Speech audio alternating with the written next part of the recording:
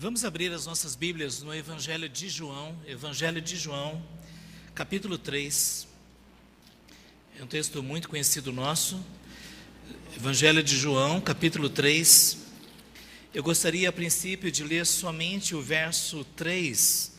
E depois disso nós queremos comentar um pouco toda a passagem até o verso 15. João, capítulo 3. Vamos ler somente o verso 3. A isto respondeu Jesus: em verdade te digo, se alguém não nascer de novo, não pode ver o reino de Deus.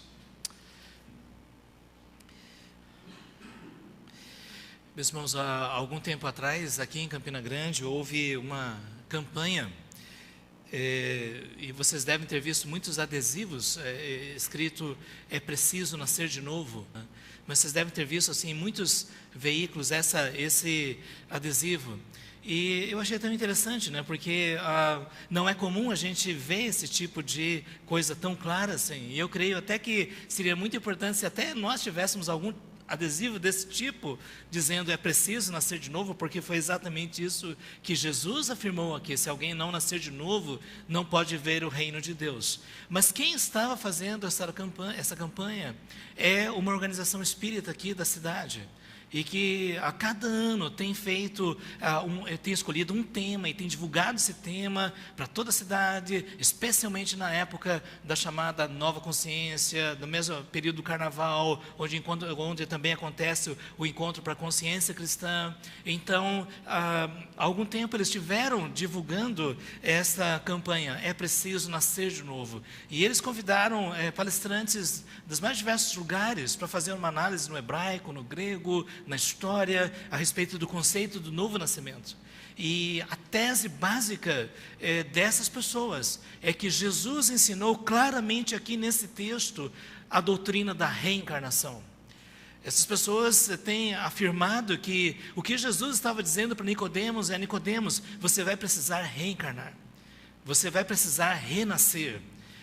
E porque é somente através disso que você vai ter a oportunidade de um aperfeiçoamento. Inclusive, eles chegam até mesmo a fazer referências à crença na reencarnação dentro do judaísmo. E essa é uma área que muitas vezes nós não estamos acostumados a pensar, mas de fato havia um ramo no judaísmo que acreditava na reencarnação.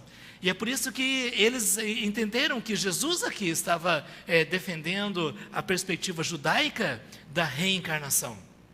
E, gente, eu sei que essa perspectiva hoje em dia, ela é muito interessante, é muito atraente, ela parece ser mais lógica, parece ser mais científica, e nós sabemos que muitas pessoas, não é, de cultura e de conhecimento elevados estão optando pelo espiritismo, né, como uma explicação viável dos dilemas da nossa vida, e alguns até mesmo dizem que o espiritismo é a verdadeira luz.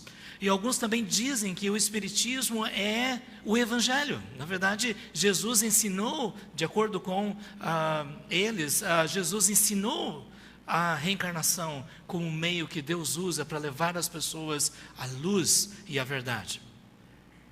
E desde já, gente, eu gostaria de dizer, eu compreendo por que tantas pessoas acham isso interessante. Muitas vezes elas se defrontam com esses mistérios da vida. Algumas delas chegam até mesmo a dizer assim: olha, eu até queria ser ateu, mas eu creio que há uma realidade espiritual. E então o espiritismo kardecista, ele parece ter uma resposta para esse problema. Quando o ente querido morre, então existem sessões, e ali aparentemente a voz desses entes queridos é ouvida, e é por isso que, inclusive, quando Jesus disse que Deus enviará o Consolador, eles entendem que essa promessa foi cumprida na revelação dada a Allan Kardec por diversos espíritos, né? Então, o Consolador, na verdade, é o Espiritismo, porque ele traz um conforto para as pessoas, um conforto de saber que a morte não é o fim, como ensinam os ateus, mas que ao mesmo tempo você não precisa ter medo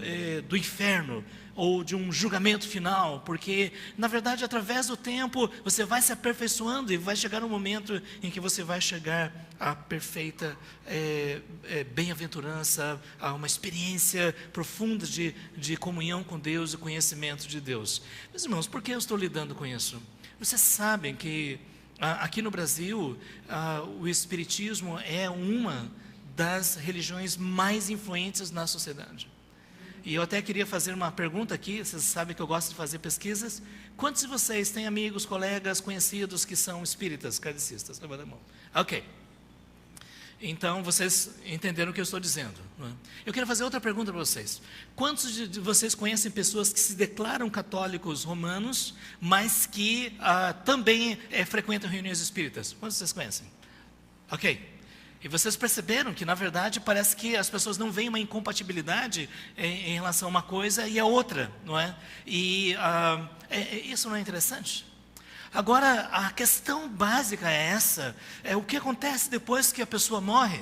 O que acontece quando ela fecha os seus olhos e todo o seu sistema vital, ele desaparece? De acordo com a teoria espírita, você desencarna, se torna um espírito, né, sem um corpo, e que vai vagar por algum tempo até receber um novo corpo. E quando isso acontece, então, vem uma nova existência e muitas outras existências, né? E alguns deles mesmo dizem, olha, você sabia que eu sou a reencarnação do rei Henrique VIII, ou coisas assim, não é? Vocês já viram? Algumas pessoas, assim, é interessante que poucos dizem, eu sou a reencarnação de Judas Iscariotes, ou, não é? Mas isso é uma coisa tão comum em nossa época que as pessoas ficam conversando direto sobre isso. E, gente, eu queria dizer desde já que o meu desejo aqui é nós estudarmos essa passagem para verificarmos se Jesus de fato ensinou a reencarnação, se essa era a intenção do Senhor, ou se ele estava falando sobre outra coisa. E eu sei que o meu público aqui já concorda comigo, mas talvez alguns, que até está sendo gravado, talvez alguns vão dizer assim, olha, você é oriental, né? Você sabia que muitos orientais creem na reencarnação? Sim, eu sabia. Mas eu queria dizer que eu realmente não consigo ver isso como uma explicação a respeito da realidade da alma humana, da vida e da morte. Além disso, gente, além dessa questão do próprio espiritismo em nosso país, nós também temos o desafio de entendermos o que é o novo nascimento, mesmo dentro do meio cristão. Eu até queria incentivar vocês a perguntar para as pessoas duas coisas. Vocês já ouviram essas perguntas, mas queria incentivar vocês a perguntarem. Primeiro, perguntem para as pessoas, você tem certeza da vida eterna? Pergunte para elas. E qual vai ser a resposta normal? Eu tenho feito essa pergunta para muitas pessoas, e a maior parte delas diz assim, não sei, quem pode ter? E existe um pressuposto em relação a isso, porque se alguém disser, eu tenho certeza da vida eterna, eu tenho certeza que vou morar para o céu, parece que é uma arrogância, uma presunção, a pessoa está dizendo que é melhor do que as outras. E a segunda pergunta, você pode fazer para as outras pessoas, me diga uma coisa, quando você chegar lá na presença de Deus, vamos supor que isso acontecesse, você chegasse na presença de Deus, e você estaria prestes a entrar no céu, agora Deus lhe perguntasse, por que eu devo deixar você entrar no céu? O que você responderia para Ele? Eu tenho feito essa pergunta e muitas pessoas têm dito, olha, eu diria que procurei ser uma pessoa obediente a Deus, procurei ajudar o próximo, nunca fiz mal para ninguém, eu frequentava assiduamente a igreja, eu nunca fui tão ruim com fulano de tal, e então eu creio que Deus vai me aceitar na sua presença. Eu achei interessante que um dos meus alunos fez essa pergunta para uma pessoa que ocupava a posição de liderança numa igreja. E na verdade era uma pastora e perguntaram para ela, você tem certeza, aliás perguntou, o que você vai dizer quando Deus lhe perguntar por que eu devo deixar você entrar no céu? E esta pastora teria dito, Deus vai reconhecer a minha fidelidade a Ele. E eu queria perguntar, é assim? Quer dizer, se você for bem comportado, se você conseguir viver uma vida relativamente correta, então quando você chegar lá na presença de Deus vai dizer, ok, você pode entrar. porque pela minha balança aqui, você fez mais mal do que bem. Você foi sincero, você não foi como as outras pessoas, então você pode entrar. Será que é isso que vai acontecer? Gente, essa conversa aqui de Jesus com Nicodemos é tão importante, porque ele está lidando exatamente sobre esse assunto. Você vê, Nicodemos era um fariseu, era um homem muito admirado e reconhecido na sociedade na época, era um dos principais dos judeus. E sabe uma coisa que me chama a atenção? Porque Jesus disse, é preciso nascer de novo. E ele disse isso para Nicodemos. Agora, deixa eu dizer algo, gente. Se havia um candidato para entrar no reino de Deus, pelo seu merecimento, pelo seu esforço, pelo seu conhecimento teológico, por sua respeitabilidade na sociedade, esse seria Nicodemos. Não sei se você entende. Aí estaria a pessoa que poderia dizer, eu creio que eu fiz aquilo que Deus pediu de mim. Não sei se você sabe que na Idade Média, algumas pessoas ensinavam que os santos, do passado, eles viveram uma vida tão santa que eles excederam aquilo que Deus pedia deles em termos de santidade. E esse excesso de santidade se tornou um tesouro da igreja, que a igreja pode administrar, no sentido de conferir para as pessoas perdão de pecados e conferir para as pessoas a possibilidade de sofrer menos no purgatório. Mas será que é assim? Gente, desde já, o que nós podemos ver aqui é que não basta ser uma pessoa religiosa. Se você queria conhecer uma pessoa religiosa, Nicodemos era essa pessoa, extremamente dedicado. Na verdade, os fariseus eram o ramo do judaísmo mais zeloso que havia. Eram pessoas capazes, quando chegava a hora de tirar o dízimo, você entende? Quando pegava, por exemplo, um molhinho de ervas, eles mediam bem, tiravam 10% para entregar para Deus. Eram pessoas assim que quando eles iam tomar as suas refeições, eles tinham uma cerimônia complexa de purificação, de lavagem. Eram aquelas pessoas que diziam assim, olha, você não pode fazer certos tipos de trabalho no sábado. Eram pessoas dedicadas, inclusive extremamente admiradas por outros. Diziam, olha, se você quer saber pessoas dedicadas, quer conhecer pessoas dedicadas, olha para os fariseus. Os fariseus sim, eles são comprometidos. Mas não basta ser religioso, também não basta ser uma pessoa de influência, de destaque, e porque Nicodemos era um dos principais dos judeus. Na verdade, ele fazia parte daquele grupo dos 70 que exercia uma grande autoridade sobre Israel. Também não basta ser uma pessoa que admire Jesus, porque ele admirava Jesus. Ele foi conversar com Jesus e disse, olha, eu creio que você vem de Deus. Eu creio que ele até estava dizendo assim, meus colegas não acham que você veio de Deus, mas eu creio, porque os milagres que você está fazendo, se não fosse de Deus, realmente isso não seria possível, né? E talvez Jesus pudesse até se sentir lisonjeado, né? Dizendo assim, obrigado, é verdade. Mas ao invés disso, Jesus disse, é preciso nascer de novo. E não sei se você entende que essa resposta parece ser meio indelicada, mas Jesus foi o centro da questão. Eu queria desejar, gente, lembrar isso. Existe um número muito grande de pessoas que frequentam igrejas, que acham que o relacionamento com Deus é uma questão de religiosidade.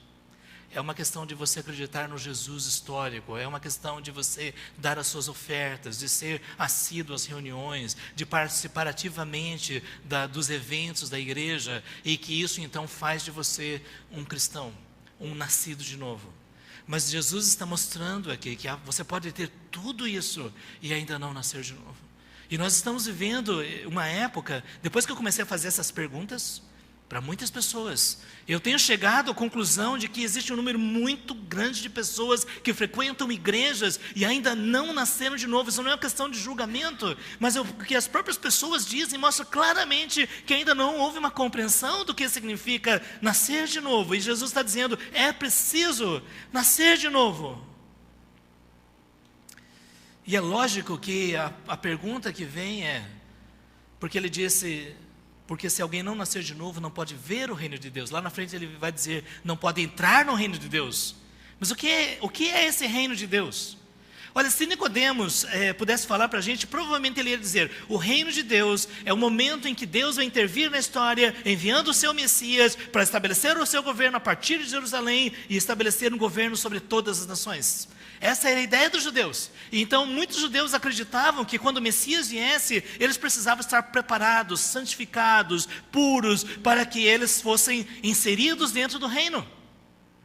Então, quando Jesus disse: ninguém pode entrar no reino de Deus, para eles, para os fariseus, entrar no reino de Deus significa ter o direito de participar do reinado do Messias e de viver eternamente na presença de Deus, porque Deus prometeu que a partir do trono de Davi, ele iria mandar um príncipe, um rei, que iria governar sobre todas as nações. Então, eles tinham essa expectativa. E é por isso que nós precisamos lembrar desde já que Jesus está dizendo aqui, não é que você vai entrar na igreja, ou vai entrar em algum clube religioso. Entrar no reino de Deus significa ter uma experiência transformadora, e que a partir daí, o reino de Deus já chegou para você. A presença de Deus, a própria vida eterna, já se torna uma realidade para você. E que essa experiência presente da vida eterna vai ser concretizada quando Jesus voltar para estabelecer o seu reino para sempre. Então, o que nós podemos dizer é que o reino de Deus tem duas dimensões. Existe uma dimensão futura, quando o Senhor voltar. Existe uma dimensão presente, quando Ele vem reinar em nossas vidas. Quando o Espírito Santo vem fazer habitação dentro de nós. Aí nós também já estamos experimentando o reino de Deus. João capítulo 17, verso 3 diz assim: a vida eterna é esta, que te conheçam a ti, o único Deus verdadeiro, e a Jesus Cristo a quem enviaste. Vida eterna não é só existir para sempre, mas é ter um relacionamento pessoal com Deus e com Jesus pelo poder do Espírito Santo. Vida eterna é conhecer a Deus, porque você nasceu de novo, foi feito, na linguagem de Paulo, uma nova criatura. Então, o reino de Deus é isso. E quem não entrar no reino de Deus, o que acontece? Você pode ver lá em João capítulo 3, verso 36, que diz assim: por isso quem crê no Filho tem a vida eterna. O que todavia se mantém rebelde contra o Filho não verá vida, mas sobre ele permanece a ira de Deus. Gente, nós não estamos acostumados a pensar sobre isso, mas na época que Jesus estava pregando, estava muito claro que quando o reino de Deus viesse, haveria duas coisas: salvação para as pessoas que se arrependessem sinceramente, e julgamento de Deus para aqueles que não se arrependessem. E Jesus está mostrando aqui que quando nós rejeitamos a Jesus, nós já estamos debaixo da ira de Deus. Você sabia, gente, que todas as vezes que nós compartilhamos o Evangelho com as pessoas, nós estamos trazendo o fim do mundo para dentro daquela casa? Já pensou nisso? Por quê? Porque naquele momento você está oferecendo à pessoa a oportunidade de se arrepender dos seus pecados e ter a vida eterna. E a Bíblia diz que aquele que crê no Filho, sobre ele não permanece mais a ira de Deus. Já não há mais condenação para aqueles que estão em Cristo Jesus. Quando uma pessoa nasce de novo, o julgamento de Deus não está mais sobre ela. Como disse o apóstolo Paulo: nada nos separará do amor de Deus que está em Cristo Jesus, nosso Senhor. Então, o que nós sabemos da palavra de Deus é que é possível ter essa certeza, é possível ter essa convicção, e não é por arrogância, não é porque nós nos achamos melhores, mas é porque o próprio Senhor Jesus disse que quando nós nascemos de novo, nós entramos no reino de Deus. E entrar no reino de Deus significa ter a vida eterna. Aí eu queria perguntar para você: você já tem essa certeza? Já tem essa segurança? Você já está dentro do reino de Deus? Mas para isso a gente precisa compreender um pouco melhor o que é o novo nascimento. Porque é impressionante o número de pessoas que frequentam as igrejas que acham que igreja é uma questão de aderir ao movimento, é frequentar trabalhos, é começar a fazer certas coisas. Você já viu assim que às vezes quando a gente conversa com as pessoas a respeito do Evangelho, e a gente diz assim: você deseja receber a Jesus na sua vida como seu Senhor e Salvador? E a pessoa diz: não, eu não quero seguir a lei dos crentes. não quero mudar de religião. Eu nasci nessa lei eu vou morrer. Você percebe que a mensagem que essas pessoas estão captando é que nós estamos convidando elas para mudar de religião, para mudar de práticas. Tem até algumas pessoas que dizem, olha, eu até quero, mas me diga uma coisa, a minha cervejinha, tudo bem, pode? Não sei se você percebe que para essas pessoas é basicamente uma questão de comportamento. Sabe, algumas pessoas acham, não sei se alguém já falou para você, dizendo assim, puxa, por que vocês não vivem? Não pode isso, não pode aquilo. Eu digo, pelo contrário, conhecer a Jesus que é vida. Porque o salário do pecado é a morte, você entende? Quando nós não estamos em Cristo, quando nós não temos experiência do novo nascimento, aquilo que nós fazemos é escravidão. Sabe, essas pessoas que passam a madrugada inteira dançando e se drogando e coisas assim, isso não é vida, gente. Porque no dia seguinte, de manhã, pergunta para ela como ela está. Ela vai precisar de mais uma nova dose, depois outra dose, porque nunca vai estar bem. É por isso que Jesus disse, a minha paz eu dou para vocês, e não dou como o mundo dá. Porque aquilo que o mundo oferece parece ser muito atraente. Por isso que às vezes existem algumas pessoas que estão na igreja, não é, mas ficam olhando lá para o outro lado, não é? Você já viu? Aquelas pessoas que ficam assim dizendo, puxa, ali parece que está mais divertido. Sabe, ali parece que o pessoal está vivendo mais. Eu estava lembrando de até um presbítero que chegou para o pastor e disse, pastor, eu estava pensando em tirar férias. Como assim? De igreja, de tudo, deixa eu ir para o mundo, depois eu volto. As pessoas simplesmente não entenderam o que é novo nascimento. Porque Jesus disse aqui para Nicodemos, porque o próprio Nicodemos disse, mas como assim? Na verdade ela não entendia. Eu vou ter que voltar para o ventre da minha mãe e nascer de novo? É lógico que isso é absurdo, é lógico que isso não faz sentido. Então não é desse jeito. Aí os espíritos vão dizer, não, lógico que não é reencarnar. Mas é isso que Jesus está dizendo aqui. Nicodemos não entendia, e muitas pessoas também não entendem. Elas acham que ser crente é uma questão de seguir regras e normas, religião, sabe? E principalmente dar muito dinheiro para os pastores. Não tenho entendimento do que é o novo nascimento. Respondeu Jesus, em verdade te digo, quem não nascer da água e do Espírito não pode entrar no reino de Deus. O que é nascido da carne é carne, o que é nascido do Espírito é Espírito. Gente, eu sei que muitas pessoas têm falado que essa água aqui seria o batismo, alguma coisa assim. Mas se nós formos ler o Velho Testamento, nós vamos ver que a água era uma ferramenta de purificação. E Deus prometeu que iria derramar o seu Espírito, iria trazer purificação sobre o seu povo. Então, quando Jesus está dizendo que é necessário nascer da água, isso é parecido com o que o apóstolo Paulo disse, que nós fomos lavados pelo lavar regenerador do Espírito Santo. Isto é, quando o Espírito Santo vem fazer habitação em nós, ele faz uma limpeza. Ele tira o pecado, ele tira a carne, ele remove tudo aquilo que nos separa de Deus e ele implanta em nós uma nova natureza, novos valores, novas perspectivas. Nascer do Espírito é experimentar a habitação sobrenatural do Espírito Santo em nossa vida.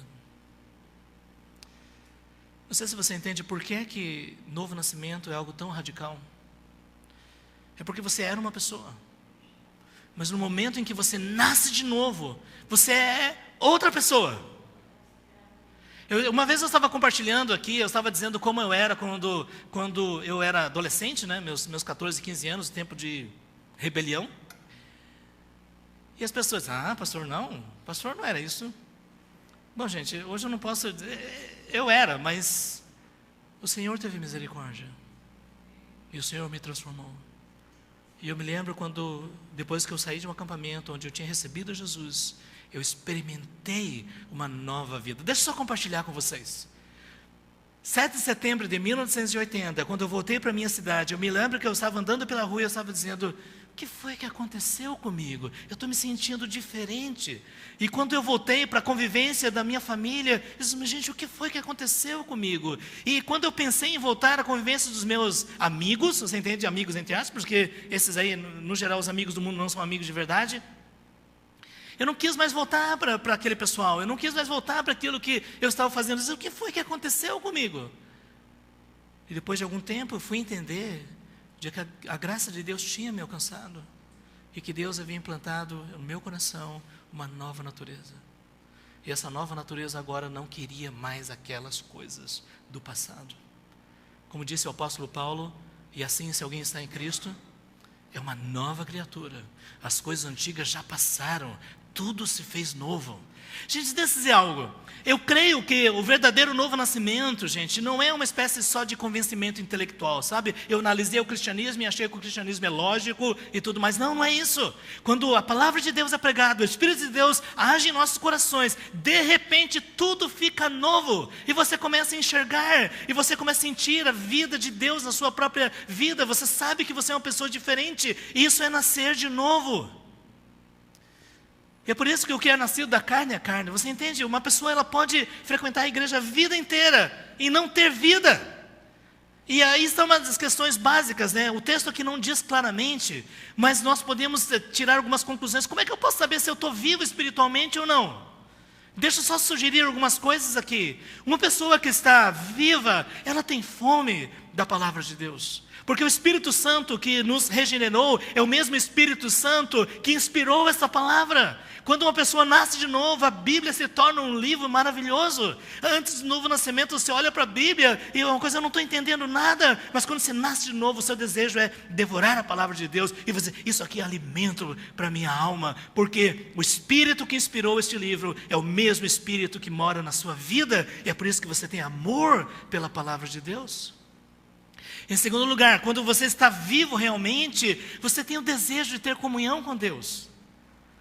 Não sei se você entende, para quem nasceu de novo, não é uma questão de dizer, sabe quando tem uma reunião de oração, diz, de novo. Você já viu, às vezes quando a pessoa conhece Jesus como Senhor e Salvador, aí os parentes, amigos dizem, você vai para a igreja de novo? Aí você vai de novo? Por que tudo isso? Gente, por uma razão simples, quem está vivo quer cultivar maior comunhão com Deus. E quem está vivo quer cultivar maior comunhão com aqueles que estão vivos. Quer estar perto daquelas pessoas que também conhecem a Jesus como Senhor e Salvador. Deixa eu dizer algo aqui para você. Se você se identifica mais com as pessoas de fora, se você sente mais alegria, mais prazer, mais realização de conviver com essas pessoas, provavelmente você não tem o Espírito Santo. Porque quando o Espírito Santo habita em você, você quer estar perto das pessoas que amam a Deus, amam o Evangelho, amam a palavra de Deus. Uma pessoa que está viva tem esperança no seu coração. E sabe que a nossa vida não se restringe somente a essa realidade. Mas haverá um dia que nós vamos estar na presença do Senhor para sempre. É a pessoa que diz, Maranata, ora vem Senhor Jesus. É a pessoa que diz, eu tenho saudade do céu. Como é que você pode ter saudade de um lugar para onde você nunca foi? Porque um pedaço do céu está no seu coração, pelo Espírito Santo que habita em você. O Espírito Santo já gera alegria, satisfação, porque o Espírito que é do céu, né, ele veio fazer morada em nós, e nós sentimos a alegria do Senhor. É como Jesus disse, quem crer em mim, como diz as Escrituras, do seu interior fluirão rios de água viva. Aí algumas pessoas devem ser muito chato ser crente, pelo contrário, é algo maravilhoso. Porque você pode ter alegria, ter paz e tranquilidade, esperança, sem nada dessas coisas que o mundo oferece. Se alguém está em Cristo, é uma nova criatura. Aí Nicodemos diz, mas como pode suceder isso? E talvez essa é a grande pergunta, né? E tem pessoas que dizem, pastor, eu não sei se eu nasci de novo. E Jesus disse, tu és mestre em Israel e não compreendes essas coisas? Gente, fica bem claro que essa compreensão surge quando nós meditamos e estudamos na palavra de Deus. E Nicodemos, apesar de conhecer muito, ele não se lembrava de tudo que Deus havia falado sobre esse momento que o Espírito Santo seria derramado sobre a vida das pessoas. Em verdade te digo que nós dizemos o que sabemos e testificamos o que temos ouvido, contudo não aceitais o nosso testemunho. O que Jesus está dizendo, gente, é que Ele mesmo veio trazer um testemunho do alto. E qual é esse testemunho? Jesus mesmo diz: eu sou o caminho, a verdade e a vida. Ninguém vem ao Pai senão por mim. E quando ele diz ele desceu do céu, ninguém subiu ao céu senão aquele que de lá desceu, a saber, o Filho do homem. O Verbo se fez carne e habitou entre nós, como disse João, e nós vimos a sua glória, glória como do unigênito do Pai. Gente, isso nunca aconteceu na história antes e não vai acontecer nunca mais. O que nós chamamos de encarnação é quando o próprio Filho de Deus entrou na história e trouxe a salvação. Mas como uma pessoa pode nascer de novo? Versículo 14, capítulo 3 diz: e do modo porque Moisés levantou a serpente no deserto, assim importa que o Filho do homem seja levantado, para que todo o que nele crê tenha a vida eterna. Nicodemos conhecia a história. O povo de Israel, quando estava caminhando lá pelo deserto, se rebelou contra o Senhor e Deus mandou uma praga de serpentes, e muitas pessoas, elas foram picadas pelas serpentes, estavam morrendo, e eles clamaram pela misericórdia do Senhor, e Deus mandou construir uma serpente de bronze e levantar no meio do acampamento, e todas aquelas pessoas que olhassem para a serpente, elas seriam curadas.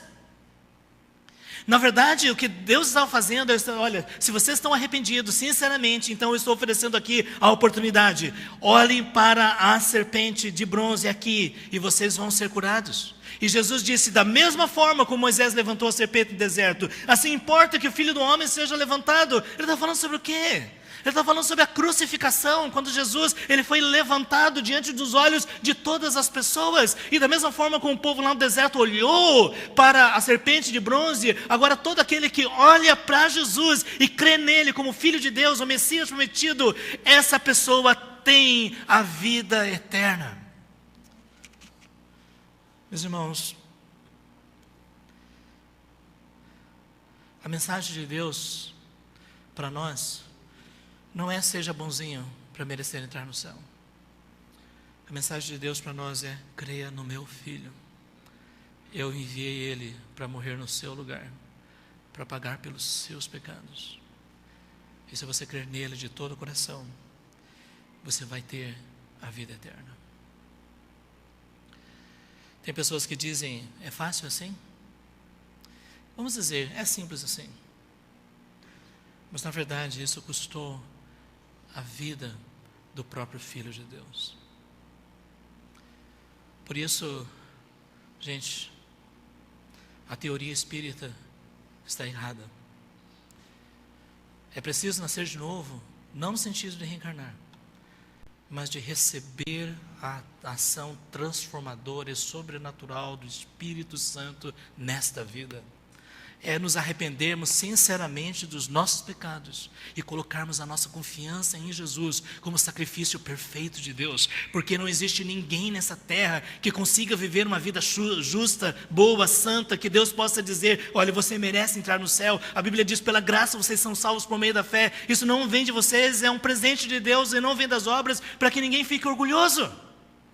E por isso, gente, a única esperança que nós temos de encontrar a morte e sabermos que vamos estar na presença do Senhor é a fé em Jesus, como aquele que foi levantado na cruz. E você pode dizer: mas eu não estou lá. A Bíblia diz: bem-aventurados que não viram e creram, porque Jesus ressuscitou dos mortos, Ele está vivo, e a Bíblia diz: todo aquele que invocar o nome do Senhor será salvo. As pessoas podem estar caminhando em direção à eternidade enganados. Eles podem estar achando que quando chegar a morte, eles vão reencarnar em outro espírito para começar uma nova vida. Mas a Bíblia diz que depois disso vai acontecer o julgamento. Não existe reencarnação. Não existe novas oportunidades. A oportunidade é hoje. A oportunidade é agora. Porque poderá haver um momento em que será tarde demais. Jesus mesmo disse: do que adianta o homem ganhar o mundo inteiro e perder a sua alma? Nós estamos vendo pessoas se dedicando a tantas coisas neste mundo. Mas sabe, quando chegar a hora e você estiver diante da presença de Deus, o que realmente vai contar? Quando nós vamos lá para Apocalipse, no final nós vemos, o que vai contar é se você foi lavado pelo sangue do Cordeiro, se você foi feito uma nova criatura, se você realmente se arrependeu de seus pecados e colocou a sua confiança somente em Jesus e no sacrifício dele na cruz do Calvário. Essa é a única base que nós temos de segurança para a vida eterna. Daí você pode até dizer, bom, então quer dizer que eu posso viver de qualquer maneira? De forma nenhuma, porque quem conhece a nova vida no Espírito não vai querer mais viver a vida antiga, porque agora você vai ter alegria naquelas coisas que alegram o coração de Deus. Talvez alguns de vocês aqui vão lanchar alguma coisa assim. Eu queria perguntar para você, você vai lanchar alguma coisa que você detesta? Ruim. Quando eu penso nisso, eu me lembro de Giló. E quando eu penso em uma coisa gostosa, sushi para lá. Deixa eu dizer algo para vocês. Quando nós temos um novo nascimento, a palavra de Deus é mais doce do que o mel e o destilar dos favos. Nós sentimos realmente a alegria do Senhor. E é por isso que eu gostaria de pedir para você, se isso ainda não é algo definido na sua vida, se você não sabe como é que você está indo em direção à eternidade, então pare um momento, leia o Evangelho de João, peça discernimento ao Senhor, lembre-se do sacrifício de Cristo e entregue a sua vida ao Senhor Jesus. Porque o próprio Senhor Jesus diz, vinde a mim, todos vós que estáis cansados, sobrecarregados, e eu vos aliviarei. Aprendei de mim, que sou manso e humilde de coração, e achareis descanso para as vossas almas. Meus irmãos, quando nós temos esta convicção, muitas coisas podem acontecer nessa vida, mas uma coisa nós podemos dizer, como o apóstolo Paulo, eu sei em quem tenho crido, e sei que Ele é poderoso para guardar o meu depósito, a minha recompensa, até o final. Nada pode nos separar do amor de Deus que está em Cristo Jesus, nosso Senhor.